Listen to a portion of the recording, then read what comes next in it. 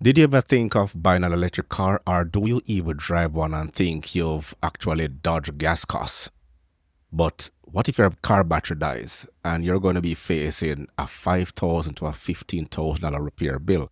And that's almost a whole car itself.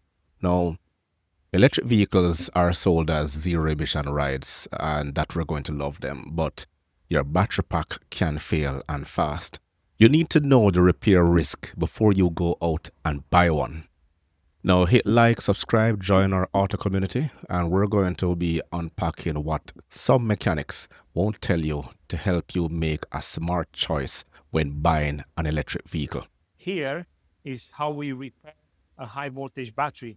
We took a pack out of a donor battery, out of used battery, and we have to put it in another pack. But before we do so, we have to get it on the right voltage. This is very critical for optimal operation of the battery. To do so, we have this charger, quite a basic charger, but it does the job to charge this pack. This pack, we have to get it to about 59 volts. But the pack on its own, it has 16 cells joined linked in series. So in here, there are 16 cells all linked in series, totaling up about 60 volts. Procedure, how we take a used unit to put it in a new battery is very critical that they are balanced properly for optimal operation. Follow me with more repairs from the workshop on electric cars, hybrid system, and high voltage. Below, there's a link to my YouTube channels with the videos. Remember when I told you in previous episode, well, for those who have been watching, that you're going to have to be upgrading your skills in order to maintain your value working in the automotive industry. Because battery trouble in EVs isn't like swapping a 12-volt car battery in minutes. You must replace the entire models. You'll pay between US $5,000 and $16,000 out of pocket when the warranty actually ends. So this battery pack right here weighs 1,200 pounds. It comes with a 10-year warranty, but if you ever had to replace this outside of warranty, depending on what kilowatt hour battery pack you have, this thing could be $25,000 to $40,000 to replace. These battery packs are just as expensive to replace. Some independent shops often lack the tools and the training. A wrong move on a high voltage cell can actually spark an entire fire, or even worse. Many garages can't even open the pack safely. Some manufacturers, they lock repair data behind proprietary software, and only dealers can get the updates. So that leaves you with sky-high dealer rates and no fallback. This Kia EV9 full hybrid, it had a problem on the high voltage system. Firstly, a cable was damaged, but then it was more than that. We had to remove the high voltage battery. Have a look. See, it was a comprehensive job, and it also had an internal problem, quite comprehensive. It's going to shock you to know how we fixed it, how we found the problem with a simple bulb test. The full video is going to come soon in our YouTube channel, which is in the comments below. We're always paying to learn, and knowledge is power. Some EU rules will force better repair access, and the European Parliament approved new battery removability standards, but full repair rights still need work. A few automakers like Renault now design battery packs in repair-friendly modules, and you might see lower cost and faster fixes soon. Until then, big repair bills into your budget will have to be factored. Now, check battery warranties and service networks before you go out and buy that electric vehicle. Back, the white socket for the service views, and then these 16 battery modules go under the front seats, 8 modules fit under the rear footwell, and then this block of 24 modules go under the rear seats. So you can see it's quite cleverly packaged to go into the vehicle. That is where the safety fuse goes in the middle of the tunnel. So there are 96 cells all together in here, making up your 360 volts. So it's all kind of easy, but of course it all is still rather high voltage. So even though that fuse will be somewhere about halfway in the pack, so rather than 360 volts, I'm probably looking at maybe 180, but that's still enough to kill me. So I do need to be wearing my safety gear. And this is really where the level 4 training comes into. So it's all about working on live quick. So now what I need to do is disconnect our little contactor pack in here, and then get that out safely, and then I can get onto the bench, and we can see exactly what went wrong. Well, I can't do much about the background music there. Hopefully YouTube will cut this out, and again, fair use. Nothing. And our positive contactor, so it's definitely shorted out, because obviously there should be nothing going on between those two. This is a 500 kilogram lithium battery from an electric car that recently crashed. Estimates are by 2030, we'll have 30,000 tons of this sort of waste to deal with. By 2050, 1.6 million. It's up to people like Jason to figure out how to deal with it. If there's the electric car battery out of its case, it's got a lot of value inside it that took mining to get here. Hamish, what have we got here?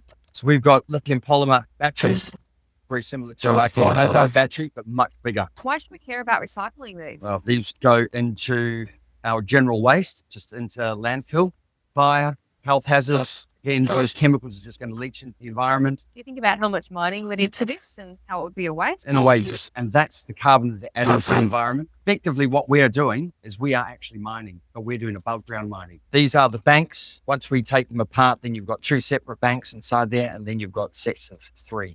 And then we can break them down, and then they can go forwards. And we got lots of valuable metals in here as well. Lots of critical metals, yeah, absolutely. You've got your cobalt, your lithium, your nickel. Depending on what the chemistry is, will be manganese, will be sulfur dioxide. We don't process that here in Australia. We don't refine that in Australia. We get the black mass out of it, and we send that over to our third party and then refine that now. Some car makers have policies on recycling their batteries, but others don't. The Battery Stewardship Council wants car makers to come up with a plan so we don't end up with more of this in years to come. And to think that Western governments here allocated billions and billions of dollars of taxpayers' money in order to try to get electric vehicles off the ground and into our homes. But as you can see there, the reverse is also true when it comes to harming and polluting their environment, because private manufacturers now have to set up factories in order to recycle these much debated batteries. Now, EVs cut tailpipe emissions, but your wallet could take the hit if the battery fails. Stop doing these things if you want your EV battery to last longer. Number 1, don't let it get below 20%. Don't push that battery all the way to the edge. It's not good for it. Number 2, and on the flip side of that, don't charge past 80%. Same thing. It doesn't want to be pushed to the other end of the spectrum. So keep it between that 20 and 80%. Number 3, keep the temperature as neutral as possible. If it's really hot, park it in the shade. It's really cold, park it in the garage. Best thing for the battery is that neutral temperature. Number 4, don't put the pedal to the metal all the time. If you're pushing that thing to fly, it's zapping the battery a little more quickly. And number 5, the last one, don't use the DC charging, fast charging too often, like superchargers and stuff. Use the slow charger at your house. That slow and steady charge is the best way to go. So many do's and don'ts in driving and operating an electric car, and that's what I always think about. But so many different things get in the way. There are actually so many cons more than the pros. But for those who actually have it in terms of the monetary support and strict financial management, it doesn't bother them much, because if that car goes down, they'll always have 2 or 3 more that they can rely on. Get an e-car, they said. Oh, e-car, it's the new way to drive. Save the planet. Don't get a fucking e-car. I already have zero patience. I'm a very get shit done kind of person. Just got this car, my first e-car, probably about 6 weeks ago. Love the way it drives. It's very fancy. I feel like I'm in a spaceship. Great. What I do not like about this car is I miss being able to pull up to the gas station and it literally takes me 5-6 minutes max to fill up my fucking tank and be on my way. This shit is really getting on my nerve. I purposely woke up at the crack of dawn this morning, okay? It's 8 a.m. specifically to charge my car because I know I need to drive a long distance today. Normally, you would think, oh, everybody's going to be on their way to work at that time or at work already. No, I still have to wait to charge my fucking car. Not only did I get up an hour earlier to come here to charge my car, which takes a half hour to fully charge, okay? So that's a half hour out of my day. But now, because there's only 3 fucking chargers that work in this station, because I'm going to get into that, half the time you pull up to a station with chargers and they don't fucking work, or only 1 or 2 out of 5 of them work. So now there's 3 cars charging right now. There's 2 cars in front of me. So if you think about it, oh, half hour for each car, there's 2 cars in front of me. Dude, every time I need to charge my car, I have to wait a fucking hour. 45 minutes to an hour just to charge my car. Then I have to sit in my car for a half hour to charge again. So I always have to allot an hour and a half out of my day if I know that I'm going to be charging my car. The only reason I haven't lost my mind is because I don't need to drive long distances every day. But if I was driving from the valley to the west side in LA every day for work, I would be fucking miserable. Okay, then I woke up at 6:30 to charge my car and I'm still waiting a fucking hour. Get a hybrid. You want an electric car? Get a hybrid so you have the option to pump your car with gas also. You're not angry like me right now. Took me a while to actually go through this entire video. So many red flags. I guess I'm old school. Hearing a woman dropping so many F-bombs to express herself. It's not the way I was grown. I grew up in a traditional home, a grandmother and a grandfather. My grandfather was miserable, but he dared not curse so many F-bombs in front of me growing up. When you hear words like dudes and... Anyway, one good advice she actually gave us was that, and I agree with her on this one, get an hybrid because you will enjoy the best of both worlds. And if one fails, you can always rely on the other one.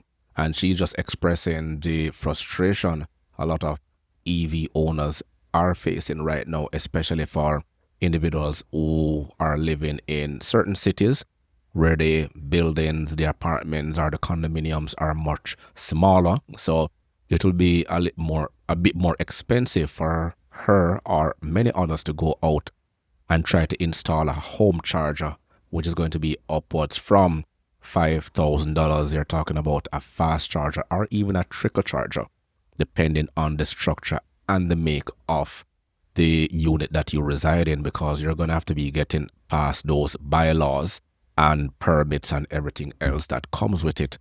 But you're looking at today's modern woman, ladies and gentlemen. Stay informed. I'm Chris, and I'll try to keep you charged up on most things, not all, and I will catch you in the next episode.